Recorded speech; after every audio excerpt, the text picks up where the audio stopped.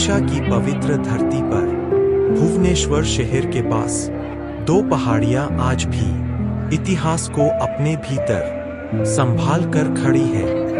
इनका नाम है उदयगिरि और खंडगिरी गुफाएं। ये केवल पत्थरों से बनी गुफाएं नहीं, ये है भारत के 2200 साल पुराने गौरव की कहानी। इस कहानी की शुरुआत होती है कलिंग के महान राजा खारवेल से। राजा खारवेल सिर्फ एक शक्तिशाली शासक नहीं थे, बल्कि वे धर्म, दया और त्याग में भी गहरा विश्वास रखते थे। वे जैन धर्म के अनुयायी थे और उन्होंने इन पहाड़ियों को जैन साधुओं के लिए तपस्या और साधना का स्थान बनवाया।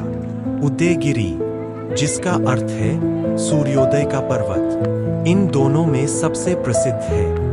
यहीं स्थित है हाथी गुफा, जो भारतीय इतिहास की सबसे महत्वपूर्ण गुफाओं में से एक है। इस गुफा की दीवारों पर खुदा हुआ है राजा खारवेल का प्रसिद्ध अभिलेख, जो उनके जीवन, उनकी विजय यात्राओं और उनके महान कार्यों का वर्णन करता है।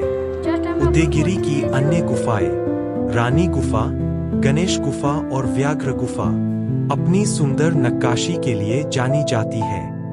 इन गुफाओं की दीवारों पर हाथी, शेर, नर्तकियां और राजसी जीवन के दृश्य आज भी स्पष्ट दिखाई देते हैं। यह कला उस समय की उन्नत सोच और सौंदर्य बोध को दर्शाती है।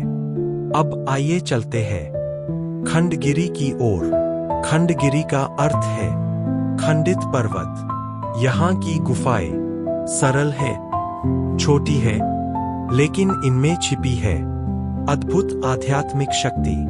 यहीं जैन साधु ध्यान और कठोर तपस्या में अपने जीवन को समर्पित करते थे। खंडगिरी की चोटी से जब पूरा भुवनेश्वर शहर दिखाई देता है, तो ऐसा लगता है मानो समय थम गया हो। इन गुफाओं में न राजमहलों की भव्यता है, न सोने चांदी की चमक, फिर भी यहाँ है शांति, संयम और आत्मज्ञान। खंडगिरी और उदयगिरि सिर्फ पर्यटन स्थल नहीं है, ये है भारत की प्राचीन संस्कृति, धर्म और इतिहास की जीवित स्मृति। आज भी ये पत्थर धीरे धीरे हमसे बातें करते हैं और हमें याद दिलाते हैं कि सच्ची महानता त्याग और शांति में होती है।